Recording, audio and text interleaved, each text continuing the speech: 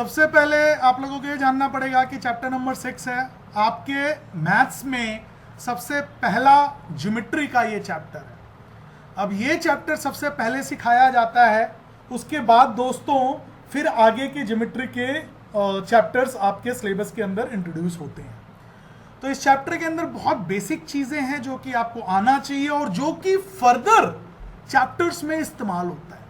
It is not something like कि इस chapter में जो कॉन्सेप्ट आपने पढ़ लिया अब वो आगे की क्लासेस में इस्तेमाल नहीं होगा। बिल्कुल होगा आगे की क्लासेस में इस्तेमाल, वो आगे के चैप्टर्स में नहीं होगा, बिल्कुल होगा। तो मतलब ये चैप्टर निहायत ही इंपॉर्टेंट है दो तीन पर्सपेक्टिव से। Perspective number 1, next further higher classes में भी इसका इस्तेमाल होता है। पर्सपेक्टिव नंबर 2, आपके आगे के जो चैप्टर्स हैं जैसे क्वाड्रिलेटरल्स, जैसे area related to parallelograms and triangles, है ना, थोड़ा बहुत सर्कल्स में, तो इनमें भी इस्तेमाल होंगे। ज्योमेट्री के कोई भी चैप्टर पढ़ लो यार, कोई भी चैप्टर, चाहे 9th में पढ़ो चाहे 10th में पढ़ो, भर ट्रायंगल चैप्टर है, इसमें भर भर के इस्तेमाल होगा। तो इस प्रकार के चैप्टरों में, कोई भी ज्योमेट्री के चैप्टरों में ये chapter lines and angles is the must and very basic. तो कोई ये बोले कि इस चैप्टर के बगैर काम चल जाएगा, तो आंसर होगा एब्सोल्युटली नो। इस चैप्टर के बगैर आप ज्योमेट्री न के बराबर, मतलब इसका इस्तेमाल बहुत ज्यादा होगा हर चैप्टरों में, हर ज्योमेट्री के चैप्टर में, चाहे वो 9th का हो, चाहे वो 10th का हो, चाहे वो फर्दर किसी और क्लास का हो। तो ये चैप्टर बहुत इंपॉर्टेंट है, इंटरेस्टिंग है और निहायत ही सिंपल है। ठीक है, तो आइए अब शुरू करते हैं इस चैप्टर के बारे में क्या क्या चीजें हैं।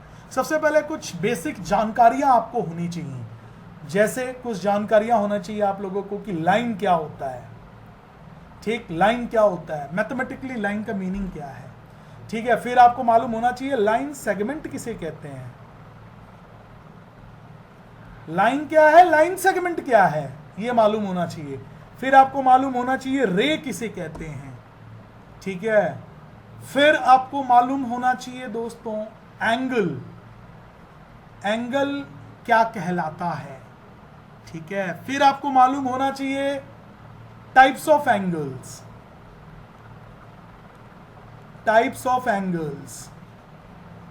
टाइप्स ऑफ एंगल में बहुत सारे टाइप्स आते हैं, अभी वो डिस्कस करेंगे। तो पहले इनको डिस्कस कर लेते हैं, फिर आगे के भी और भी चीजों को देखते हैं। ठीक है, अब टाइप्स ऑफ एंगल को नेक्स्ट स्लाइड पे देखेंगे, पहले यहां देखते हैं।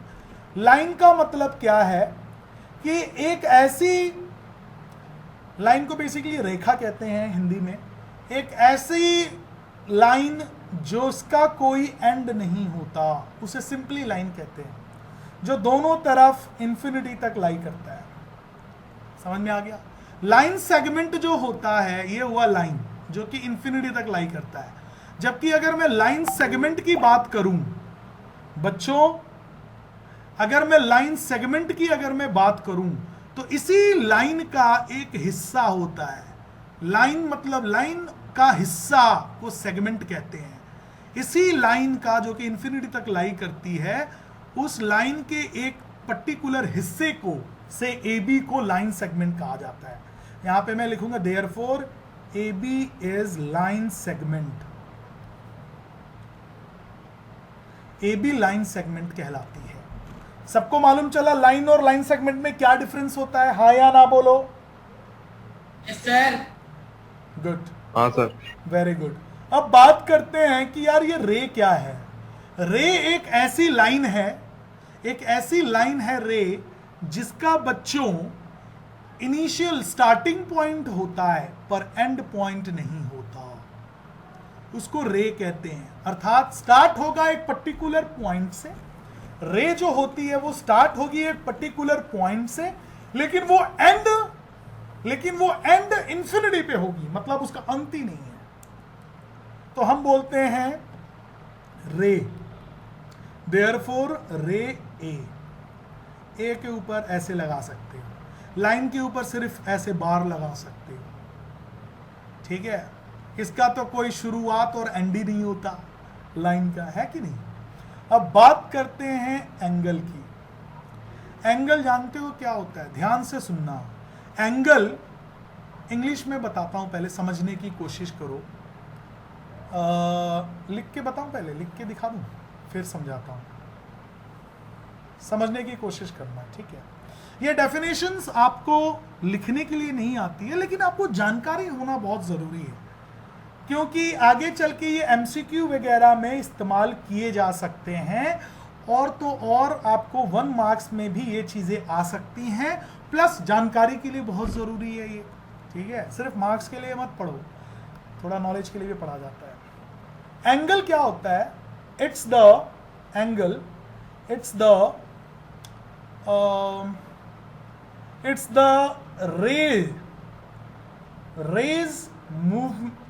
the rays movement, anti-clockwise movement बोलो। It's a rays anti-clockwise movement from its base position. It's the rays anti-clockwise movement from its base position. अब इसका क्या मतलब हुआ? इसका क्या मतलब हुआ? ये मान लीजिए ये एक रे है, रे W है, ठीक है? ये W एक रे है। देखो घड़ी कैसे होती है, 12, 6, 9, 3 लिखी होती है ना। घड़ी की जो मूवमेंट होती है बच्चों, ध्यान दीजिएगा घड़ी की मूवमेंट कैसे होती है। मैं आप लोगों को यहाँ पे शो करता हूँ, ठीक है? घड़ी की जो मूवमेंट होती है, वो घड़ी जो है वो इस डायरेक्शन में मूव करती है। तो इसको हम लोग कहते हैं, घड़ी की जो मूवमेंट इस डायरेक्शन में होती है, इसको कहते हैं क्लॉकवाइज मूवमेंट। क्लॉकवाइज मूवमेंट, क्योंकि घड़ियां ऐसी घूमती है ना भाई, इसी तरफ तो घूमती है घड़ी। हाँ, और एंटी क्लॉकवाइज कैसे होती है? एंटी क्लॉकवाइज कैसे होती है? जब हम इस तरफ से घुमाएं, किसी दूसरे कलर से बता रहा हूं, इस तरफ अगर हम घुमाएं, घड़ी की क्लॉक अगर हम इस तरफ घुमाते हैं, तो अगर इस प्रकार से मूवमेंट को हम कहते हैं anti clockwise movement.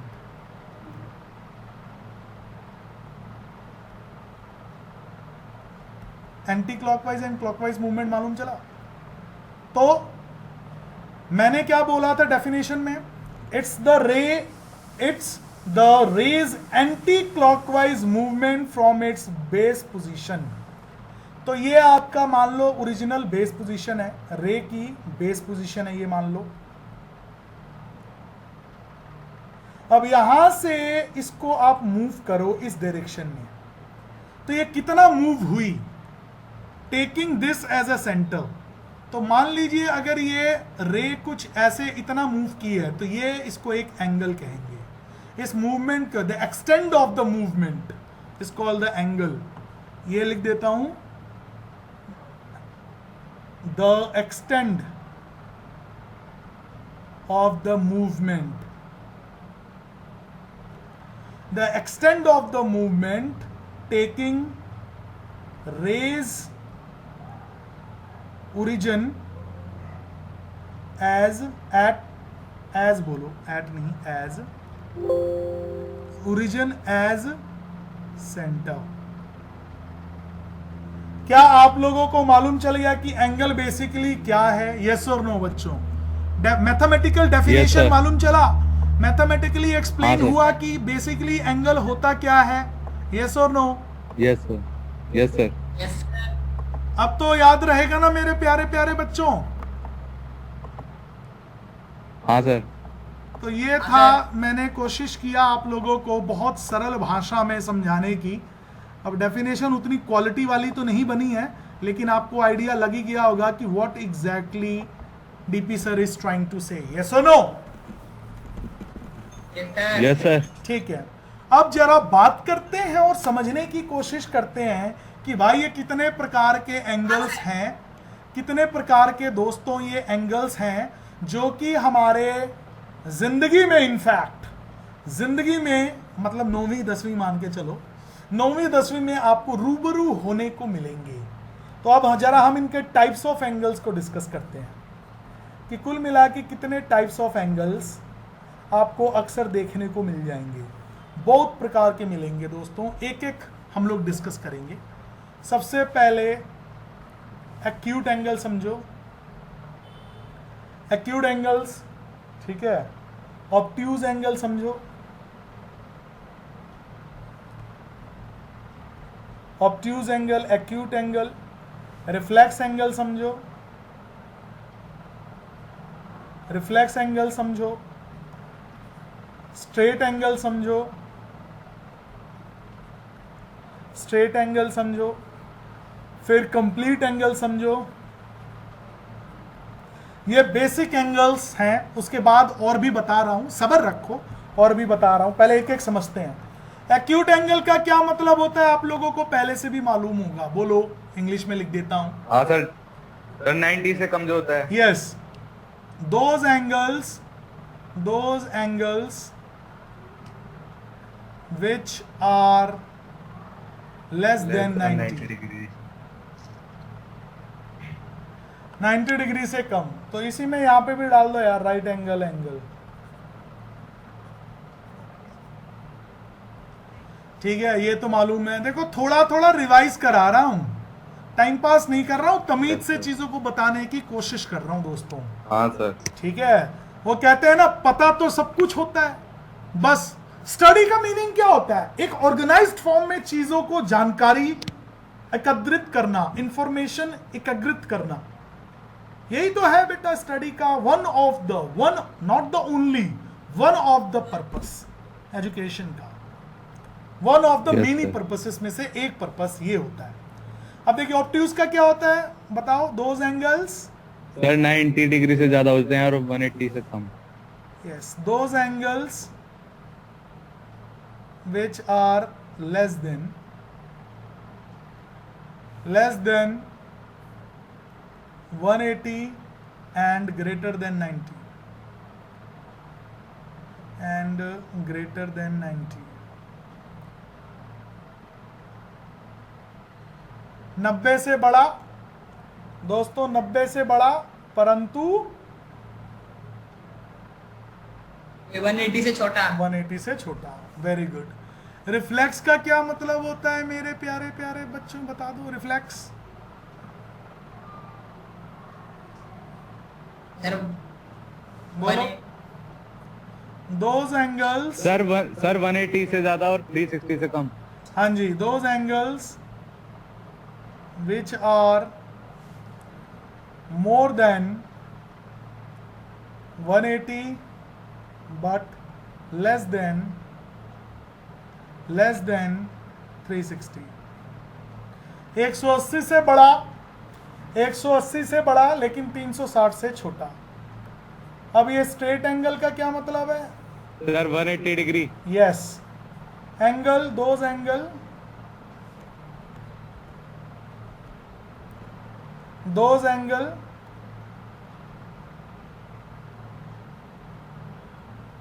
whose measure is 180 degree. Complete angle का क्या मतलब होता है दोस्तों? कंप्लीट एंगल का 360 degree. Sir 360 degree. Yes, those angle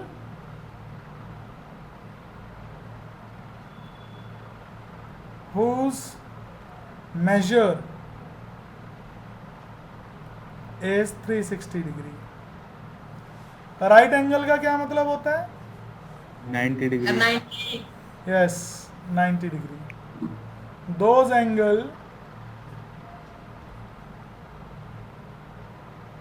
angles whose measure is 90 degree. तो ये तो बेसिक जानकारी हुई। अब इसके अलावा भी और भी एंगल्स होते हैं। देखो मेरे प्यारे प्यारे बच्चों, व्हेन, ध्यान देना, ये सुपर इंपॉर्टेंट है। टॉपिक का नाम सुनते ही आपको मालूम चल जाएगा। ध्यान देना, super important topic. When two और more than two parallel lines are intersected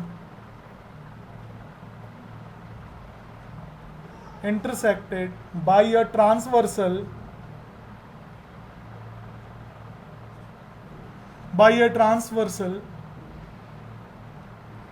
then we come to know about, कुछ एंगलों के बारे में पता चलता है। पहले इसका मीनिंग समझो, क्या मैं कहने की कोशिश कर रहा हूं, समझने की कोशिश करना what I am trying to say. मान लीजिए आपके पास ये कुछ लाइंस हैं, देखना ध्यान से है, स्ट्रेट पैरेलल लाइंस बना रहा हूं, मजा आएगा, सुपर इंपॉर्टेंट है भाई।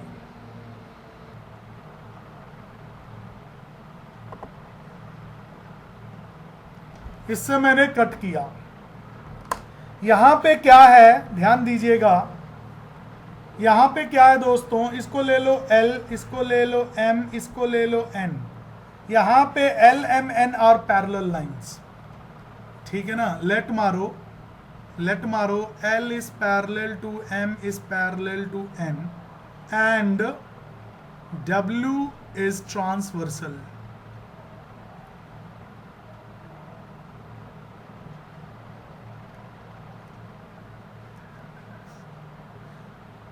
TRANSVERAL transversal. ट्रांसवर्सल का मतलब होता है एक ऐसी लाइन जो कि पैरेलल लाइन को कट करे। वो ऐसे कट कर सकती है, वो ऐसे कट कर सकती है, वो ऐसे कट कर सकती है, कैसे भी कट कर सकती है। समझ में आया कि नहीं आया दोस्तों, जल्दी बोलो। Yes sir. तो दोस्तों यहां पे क्या लिया है कि ये लोग ट्रांसवर्सल हैं और उनकी हिसाब किताब ऐसा है, इसको L ले लिया, इसको W ले लिया है, ध्यान दीजिएगा। तो इससे कुछ कमाल की चीजें निकल कर आती हैं। बस दो ही लाइनों को फिलहाल कंसीडर करते हैं, इसी से मालूम चल जाएगा। कुछ कमाल की चीजें निकल कर आती हैं और आपको मालूम होना चाहिए वो चीजें क्या हैं, क्योंकि इसके लिए बड़े पापड़ बेले जाते हैं, ठीक है। इन सब का नाम ले लेता हूं मैं, A B, अंदर लिख दूं क्या, रुको, इसको ले लो A B C D E F G H। अब ध्यान देना, इस स्लाइड को ले रहा हूं और कुछ चीजें, यहां तक क्लियर है मैंक एंड जैद को, यहां तक क्लियर है? Yes sir. अब देखो कुछ कमाल की रिलेशनशिप निकल कर आती है। जब ऐसा होता है ना तो कमाल की रिलेशनशिप निकल कर आती है। अब आप ये भी बोल सकते हो सर जी ये तीसरे लाइन का तो इस्तेमाल ही नहीं कर रहे हो, इसलिए इसको लिया है ताकि आप समझ सको कि इधर भी आप बना सकते हो, 1 2 3 4 ऐसे भी ले सकते हो, ठीक है। इसको 5 ले लो, इसको हटाओ यार, ये 1 2 3 4 ऐसे ले लो, ठीक है। एक काम करते हैं, सबको उठा लेते हैं, लेकिन यार पहले तो समझ तो लो, फिर इसको फिर से देखेंगे, पहले इसी में समझ लेते हैं। अब देखो इससे ना कितनी सारी प्रकार की एंगल्स निकल कर आते हैं, आपको मालूम होना चाहिए, जो मेजरली आपके कोर्स में है। एंगल्स को इंटीरियर सप्लीमेंट्री और सप्लीमेंट्री बोलो, को इंटीरियर सप्लीमेंट्री निकल के आएगा, कोरस्पॉन्डिंग आएगा, वर्टिकली अपोजिट आएगा, ठीक है। ये लीनियर पेयर आएगा, लीनियर पेयर आएगा, वर्टिकली आएगा, और क्या आएगा, कोरस्पॉन्डिंग आ गया, को इंटीरियर और सप्लीमेंट्री हो गया, कोरस्पॉन्डिंग हो गया, वर्टिकली हो गया, और भी आएंगे। चलो अब एक एक करके जरा इनको देखते हैं, पहले इतना देखते हैं फिर और भी एंगल्स देखने की कोशिश करेंगे। इसमें कंप्लीट एंगल भी शामिल कर सकते हैं और भी कर सकते हैं, पहले देखो इतना पहले समझते हैं। एक बार ध्यान देना, मार्क करके फिर लिखता हूं इंग्लिश में, ठीक है। ये ग्रीन वाला पकड़ो, फिर ये ग्रीन वाला पकड़ो, फिर ये क्या है, कौन सा कलर है, ऑरेंज वाला पकड़ो, ये ऑरेंज वाला पकड़ो, ये कॉम्बिनेशन नजर आया? हाँ या ना बोलो। हाँ sir. Angle D equals to angle E होगा and angle B equals to angle F होगा। कलर से समझ में आ रहा होगा। जो z बनाते हैं, ये देखो, ये वाला z बना है ना, या ये वाला z बना, ये जो z जो बनाते हैं ना, इन्हीं को हम लोग कहते हैं alternate angles. Alternate angle, alternate angles कहते हैं। Alternate angle. मालूम है कि नहीं मालूम है? मालूम चल गया? हाँ सर। सभी बच्चों Yes, को sir. मालूम चल गया? Very good. तो ये ऑल्टरनेट Yes, एंगल्स, sir.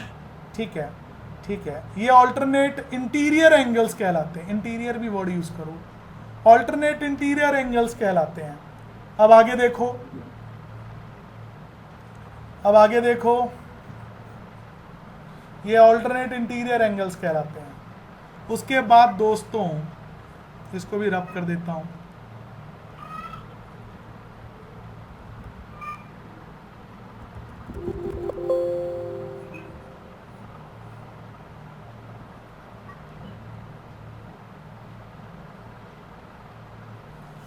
एक बार और देखो बच्चों,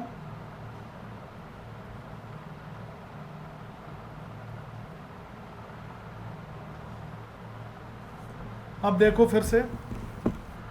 अगर मैं बात करूं इस एंगल की, ये पिंक वाले को देखना, ये पिंक का जो ऑप्शन बना रहा हूं मैं, अरे जो ग्रीन का मैंने ऑप्शन बनाया, या मैं इसको बना रहा हूं, इस वाले को। कलर कोडिंग समझ में आ रही है ना? Yes sir. हाँ जी, इसको बोलते हैं corresponding angles. Corresponding angles are equal angles. मतलब angle A equals to angle F होगा, ठीक है। Angle C equals to angle E होगा। सिमिलरली दोस्तों, angle B equals to angle H होगा और angle D equals to angle G होगा। इनको हम लोग बोलते हैं कॉरस्पॉन्डिंग एंगल्स। क्या कहते हैं Mayank and Zaid? Corresponding angle. याद रहेगा, मयंक एंड जैद को याद रहेगा कॉरस्पॉन्डिंग एंगल्स क्या होते हैं बच्चों? हाँ सर। ठीक है, ठीक है। इसके बाद देखो, नहीं देख पाओगे। Yes sir. ये बता, कॉरस्पॉन्डिंग एंगल्स क्लियर हैं? क्लियर है ना मयंक? हाँ सर। ठीक यस सर, क्लियर। ठीक है। अब ध्यान दीजिए, अगला इसी में देखो। अभी यहाँ पर क्या क्या कर लिया आप लोगों ने? आप लोगों ने ऑल्टरनेट समझ लिया, ठीक है, और कॉरस्पॉन्डिंग समझ लिया। वर्टिकली और लीनियर बताता हूँ, रुको देखेंगे सब। वर्टिकली में तो जो अपोजिट वाले हैं वो हो जाएंगे। कौन से वाले हैं? सर जैसे कि सी है, सी का डी हो जाएगा, ए का बी हो जाएगा। चलो यही कायदे, तो होगा वर्टिकल में। मुझे कायदे से दिखाने Hello, sir. दो, दिखाने दो मुझे। ओके। इनको वर्टिकली बोलेंगे, ठीक है बच्चों? Yes sir. ऐसे ही बाकियों में भी। तो 4 में दिखा देता हूँ, बहुत है। Angle A equals to angle b, angle C equals to angle d. इनको बोलते हैं वर्टिकली अपोजिट एंगल्स। ये लोग आपस में इक्वल होती, याद रखना, क्रॉसिंग से मिलता है। ये वाले एंगल्स आपस में इक्वल होते हैं। इन्हीं को कहा जाता है वर्टिकली अपोजिट एंगल्स, ठीक है। जैद एंड मैन क्लियर है बच्चों? Vertically opposite yes angle, sir. Yes sir. ठीक है। अब आगे देखिए, वर्टिकली अपोजिट के बाद आप जरा लीनियर पेयर समझते हैं। लीनियर पेयर का मतलब होता है ऐसे दो एंगलों का सम जिनका 180 डिग्री आंसर आए। मतलब इन दोनों एंगलों का जो स्ट्रेट लाइन में फॉर्म होते हैं। आइए बताते हैं। Angle a plus angle c will be equals to 180 degree and angle b plus angle D equals to 180 degree. इन्हीं को लीनियर पेयर कहते हैं। वही चीज़ यहाँ भी एप्लीकेबल होगी, यहाँ भी एप्लीकेबल होगी। समझ में आ गया दोस्तों? लीनियर पेयर क्या होता है? Linear pair, yes sir. ठीक है। तो अब क्या क्या आप लोगों सी बनेगा ना हाँ जी, सर, एक तरह से सी हो जाएगा ये। सी नहीं बनेगा भाई, स्ट्रेट लाइन बनेगा। क्या कर रहा है? ये देख स्ट्रेट लाइन बन गई, ये देख स्ट्रेट लाइन बन गई। सी कहां बन रहा है?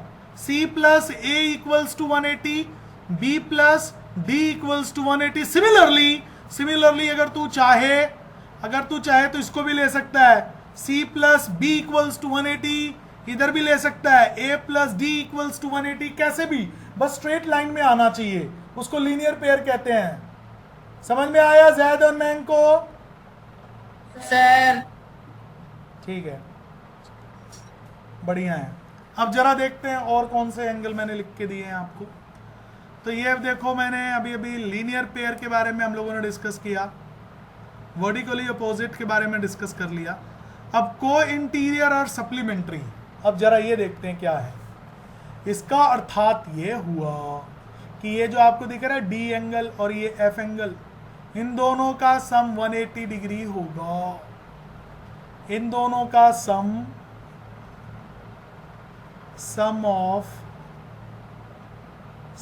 Is 180 degree. दूसरे शब्दों में क्या? Angle d plus angle f equals to 180 degree. इसी प्रॉपर्टी को कहते हैं co-interior. Sum of co-interior angle is supplementary. 180। Yes sir. तो दूसरे शब्दों में इनका भी सम 180 डिग्री होगा। समझ में आ गया? वैसे हाँ, ही सर। इनका भी सम हाँ, 180 सर। Degree yes, sir. होगा, इनका भी सम 180 डिग्री होगा। समझ में आ ही रहा होगा। कैसे भी करके आप लोग समझ सकते हैं, इसका 180 डिग्री होगा। क्लियर है बच्चों? को इंटीरियर और हाँ, सर। सप्लीमेंट्री मालूम चला? यस और नो? Yes sir. ये 4 एंगल तो ये हो गए, कुछ और भी छूट रहे हैं आपके बुक में, बहुत और भी कुछ एंगल्स दिए हैं, उनके बारे में भी अभी बात करते हैं। उससे पहले जरा एक चीज़ और, इसी में ना कंप्लीट एंगल भी देख ही लो। कंप्लीट एंगल इनमें देख लो जरा कैसे। ये इन चारों एंगलों का सम 360 होगा। इसी को कहते हैं complete angle. Angle a plus angle b plus angle c plus angle D equals to 360 degree. जहाँ ये पूरा सर्कल बने, ये देखो ये सर्कल्स जो बन रहे हैं, इनको कंप्लीट एंगल कहते हैं। क्या कहते हैं? Complete angle.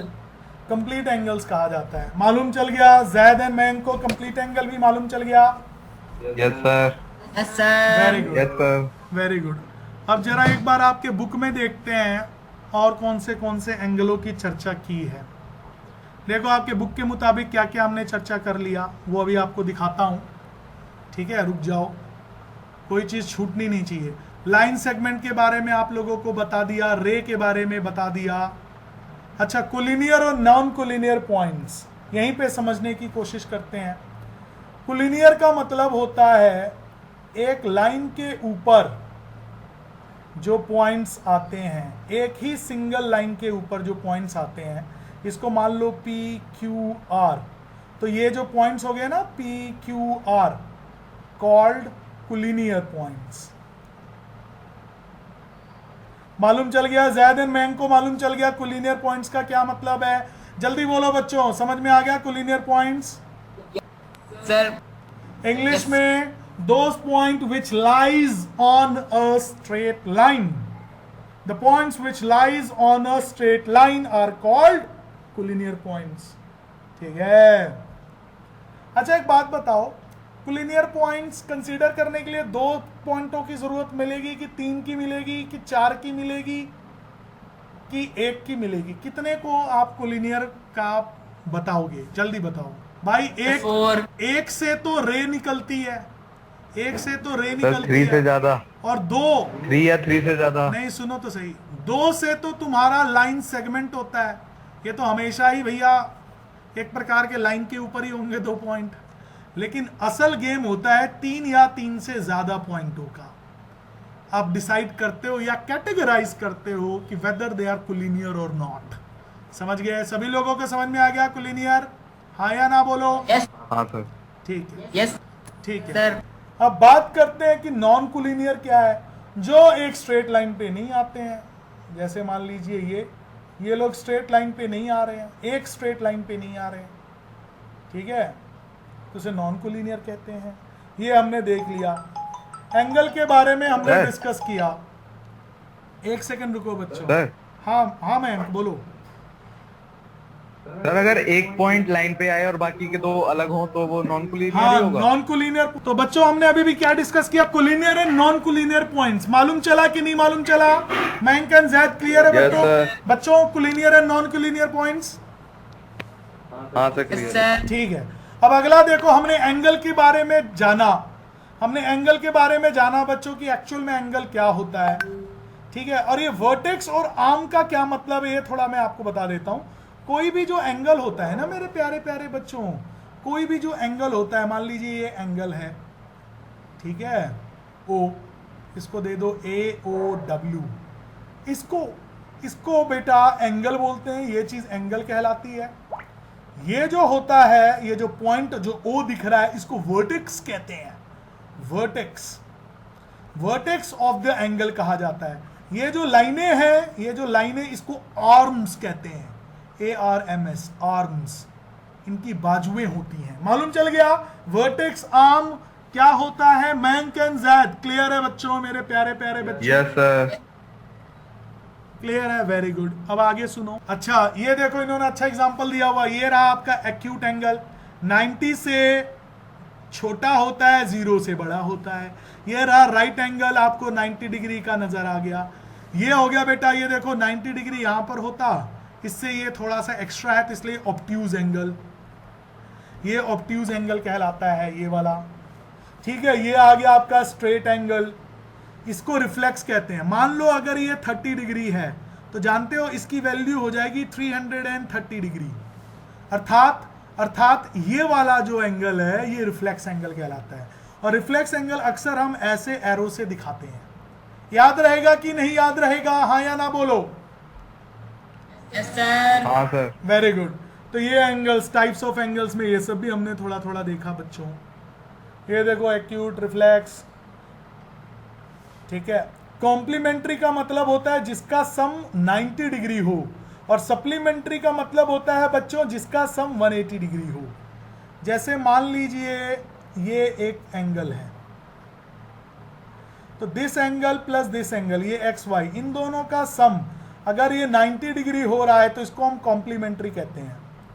अब ऐसे ही ले लो, ये वाला ले लो, इन दोनों का सम, ठीक है, इन दोनों का सम, इसको लीनियर पेयर भी कहा जाता है by the way. Linear pair, चूंकि ये दो एंगल इसलिए लीनियर पेयर कहलाते हैं, ठीक है। अगर सम ऑफ द एंगल्स अगर 180 हो तो उसको सप्लीमेंट्री भी कहते हैं। तो ये linear pair, every linear pair is a supplementary angle, क्योंकि उसका एंगल का सम 180 डिग्री होता है। क्लियर है दोस्तों? हाँ ना तो बोलो। सर हाँ सर। अब ये एडजेसेंट एंगल क्या होता है ये समझ लो। एक साथ जो दो एंगल्स होते हैं, मान लीजिए एंगल 1 और एंगल 2 जो हैं, जिनके बीच का एक कॉमन आर्म होता है। आर्म समझते हो ना, बाजू। जिन एंगलों का एक कॉमन आर्म होता है उसको एडजेसेंट एंगल्स कहते हैं। तो ये वाला जो पेयर बना है वो एडजेसेंट एंगल का बना है। Mayank and zaid, adjacent angle पता चल गया बच्चों क्या होता है? यस और नो बोलो। अरे हाँ या ना बोलो। Yes sir. क्लियर है? हाँ sir. Yes sir. Very good. तो ये एडजेसेंट कहलाएंगे। लीनियर पेयर हम लोग डिस्कस कर चुके हैं, 180 डिग्री होता है। वर्टिकली अपोजिट एंगल हम लोग डिस्कस कर चुके हैं। देखो एक एक चीज आप लोगों का देख रहे हैं। दो लाइनें अगर इंटरसेक्ट करती हैं वर्टिकली अपोजिट बनाती हैं, और दो पैरेलल लाइंस भी, पैरेलल लाइन का भी गेम हमने खूब सारा देखा। इसको लीनियर पेयर बोलेंगे। हो गया ये। और देखो और सारे क्या क्या आपके कोर्स में दिया हुआ है, ये सब चीजें हम जान चुके हैं।